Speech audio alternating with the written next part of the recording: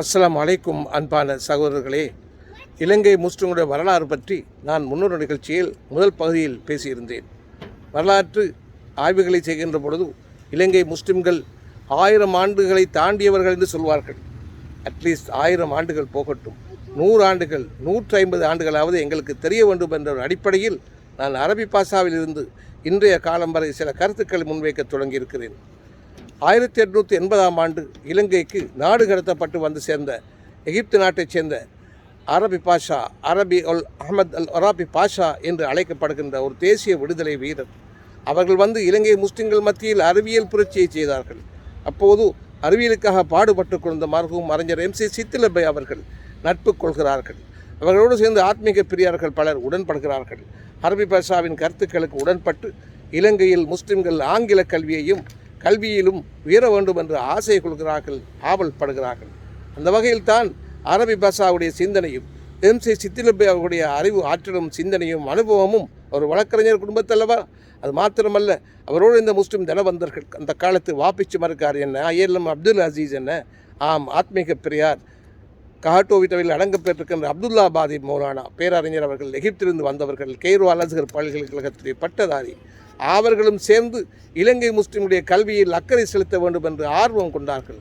அந்த வகையிலே அவர்கள் செலுத்திய ஆர்வத்தின் காரணமாக ஜாஹிரா கல்லூரிகள், கைரியா பாடசாலை என்பன உருவானது பற்றியும், அமீதியா பாடசாலை ஆரம்பித்த காலகட்டம் பற்றியும், பேரவையில் நஸ்ரியா என்றும் அதுபோல இன்னும் பல இடங்களில் பழம்பெரும் பாடசாலைகள் அந்த காலத்தில் சின்ன அளவில் உருவாக்கின. அதற்கு பின்னர் தான் கொழும்பு ஜாகிராவை பாரமெடுப்பதற்கு மர்ஹூம் MC சித்திலபையின் அந்த சிந்தனை வட்டத்தில் வழிவந்த மர்ஹூம் துவான் புர்ஹானுத்தீன் ஜாயா அவர்கள் வந்து சேர்கிறார்கள். 1948ஆம் ஆண்டு துவான் புர்ஹானுத்தீன் ஜாயா அவர்கள் அங்கே ஜாகிரா கல்லூரியை பாரமெடுத்து உலகப்போர் நடக்கின்ற காலத்தில் அங்கே ஜாகிராவிலே வந்து வெள்ளைக்கார படை வீரர்கள் தஞ்சம் அடைகிறார்கள், முகாம் அடைக்கிறார்கள். அந்த வகையிலே ஜாகிராவின் கிளைகளாக மாவநிலையிலும், கம்பளையிலும், மாத்தளையிலும், புத்தளத்திலும் மற்றும் பல இடங்களிலும் ஜாகிராக்கள் உருவாகுவதன் அவசியத்தை மர்ஹூம் துவான் புர்ஹானுத்தீன் ஜாயா அவர்கள் தொடக்கி வைத்தார்கள். அதன் மூலமாக இன்று அந்த ஜாகிராக்கள் சுடர்விட்டு பிரகாசிக்கின்றன. மர்ஹூம் துவான் புர்ஹானுத்தீன் ஜாயா அவர்கள் 1890ஆம் ஆண்டு பிறந்து 1960ஆம் ஆண்டு மதீனாவில் வபாத்தாகி ஜன்னத்துல் பக்கியில் நல்லடக்கம் செய்யப்படுகிறார்கள். அத்தகைய பெரும் கல்விமானவர்கள் இலங்கையின் முதுபெரும் அரசியல் தலைவராக மாத்திரமல்ல, ஒரு கல்வி விழிப்புணர்ச்சிக்கு ஏற்படுத்திய ஒரு பெரும் புரட்சி மகனாகவும் நாங்கள் காணலாம். அவர் மலா இனத்தை சார்ந்தவராக இருந்தாலும் முஸ்லிம்கள் என்ற எந்த வேறுபாடும் இல்லாது முஸ்லிம்கள், தமிழ் மக்கள், சிங்கள மக்கள் எல்லோரும் சேர்ந்து செல்ல வேண்டிய ஒரு அவசியத்தை வலியுறுத்திய ஒரு தேசிய பிதா, சுதந்திரத்தின் தந்தை, முஸ்லிம் சமூகத்தின் காவலன் என்றெல்லாம் வர்ணிக்கப்பட்ட மர்ஹூம் துவான் புர்ஹானுத்தீன் ஜாயா அவர்கள் தொழில் மந்திரியாக இருந்தார்கள் 1948 சுதந்திர இலங்கையில். அது மாத்திரமல்ல, அதன் பின்னர் பாகிஸ்தான் நாட்டுக்காக தூதுவராக இருந்தார்கள், அருமையாக கடமையாற்றினார்கள். பாகிஸ்தான் அரசாங்கம் அவரை அந்த நாட்டு பிரஜை அந்தஸ்து கொடுத்து அழைத்தது. அதை மறுத்தார்கள். நாட்டில் சேவை செய்ய வேண்டும் என்று வந்தார்கள். அத்தகைய ஒரு பெருமகன் ஜன்னத்துல் பக்கியில் சென்று 1960ஆம் ஆண்டு ஹஜ்ஜுக்கு சென்ற பொழுது மதீனாவிலே வபாத்தாகி அடக்கப்படுகிறார்கள்.